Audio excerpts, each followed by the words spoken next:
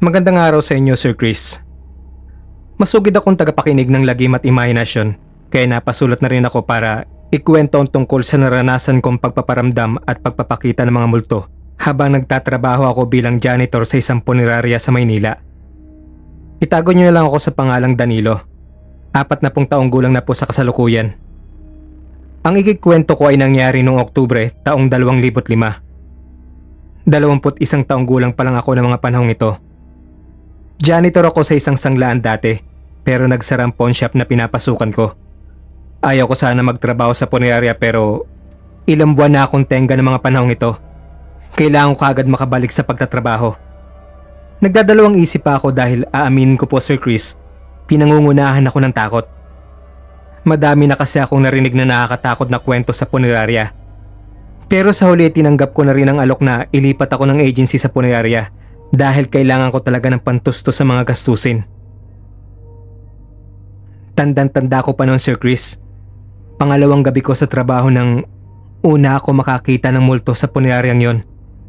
Palapit na ako sa dulo ng pasilyo patungong opisina ng boss ko para maglinis doon. Nang makarinig ako ng mga boses na nag-uusap mula sa silid na ginagamit na imbakan ng mga lumang dokumento at sirang gamit. Doon din nakalagak ang ilang lumang kabaong. Binaliwala ko yung narinig ko dahil ayaw kong takutin ang sarili ko. Nakasara naman ang pinto kaya kahit papaano ay nakampante akong dumaan. Nilagpasan ko yon para dumiretso sa opisina ng boss ko nang makarinig ako ng langit-ngit ng pagbukas ng pinto. Nilingon ko iyon sa akalang pumasok si boss sa silid at may kinuha. Pero walang lumabas o pumasok doon. Naghintay pa ako ng ilang saglit bago ako bahagyang kinabahan. Kung ano-ano na ang pumapasok sa isip ko. Kung bakit bumukas ang pinto at sino iyong narinig kong nag-uusap sa loob. Naalala kong tinig ng babae at lalaki ang narinig ko. Lalapit na sana ako at sisilip sa loob para tingnan kung may tao ba roon. Nang biglang may kumalabit sa likod ko sabay sabi ng, "Hoy, suwabe ang lutong ng mura ko, Sir Chris, dahil sa sobrang pagkagulat." Si Boss Joey pala ang kumalapit sa akin. Siyang anak ng may-ari at namamahala sa punerarya. Tinanong ni Boss Joey kung bakit ako nagulat at bakit bukas ang pinto ng imbakan ng lumang gamit. Sinabi ko na may narinig ako mga tao ro na nag-uusap at sa di malamang dahilan ay kusang bumukas ang pinto na iyon. Kunot ang noo ni Boss Joey nang lumapit siya sa pintuan. Binuksan ang ilaw at sinilip ang loob. Wala siyang nakita roon kaya kinabig niya ang pinto para isara. Ipapaayos daw niya ang sirang doorknob para hindi basta-basta nagbubukas. Inaya ako ni boss na linisin ang embalming room dahil may bagong bangkay na parating daw. Kinabukasan, maaga pa lang ay nasa punerarya na ako dahil may importanteng bisita si boss at kailangang malinisan ng lahat lalo ng opisina niya. Nililinisan ko ang electric fan nang maramdaman ko ang bagyang pag-ihip ng malamig na hangin sa tenga ko na labis na nagpatayo ng balahibo ko sa buong katawan. Nakapatay naman ang electric fan dahil nililinisan ko nga. At sa pagkakaalam ko, bilang nabanggit naman ni Boss Joey nung minsan, nasira ang aircon niya. Mainit ang panahon, kaya imposibleng normal na hangin lang ang umihip sa tenga ko. Binilisan ko ang paglilinis ng electric fan, saka ako nagmamadaling lumabas. Ipagpapatuloy ko na lang ang paglilinis kapag dumating na ang driver namin na si Roy.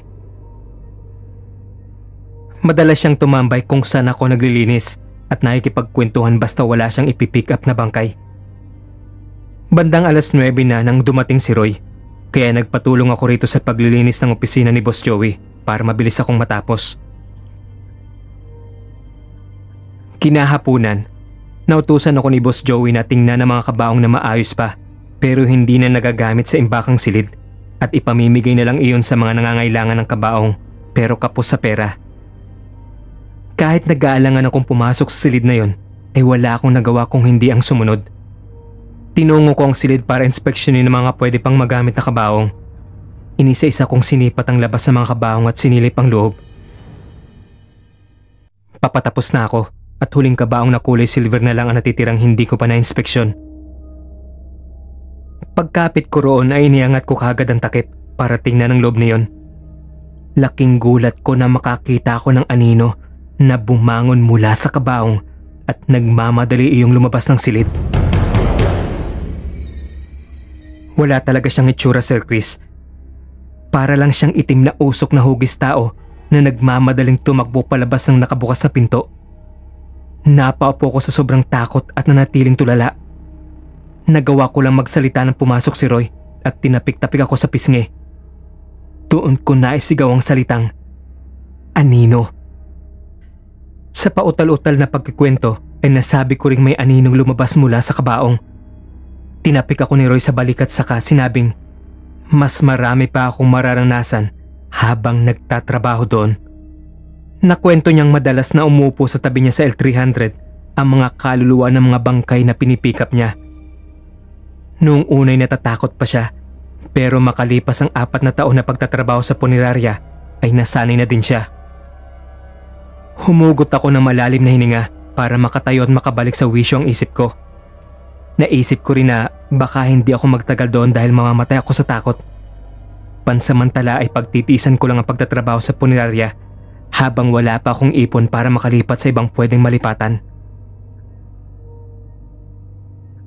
Sa ikatlong gabi ko naman po ito naranasan, Sir Chris.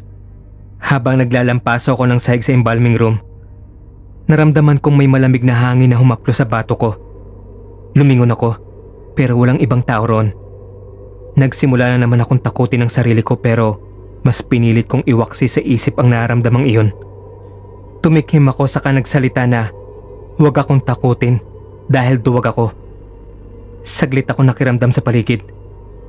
Nang wala na ulit nagparamdam sa akin ay bumalik na ako sa paglalampaso. Ipinagpatuloy ko ang paglilinis ng silid. Nang maamoy ko ang bulaklak ng ilang-ilang, doon na ako tuluyang nilukuban ng takot. Dahil alam kong may kasama akong iba sa silid na hindi ko nakikita at sa pagkakaalam ko, wala kaming tanim na ilang-ilang sa palibot ng punerarya.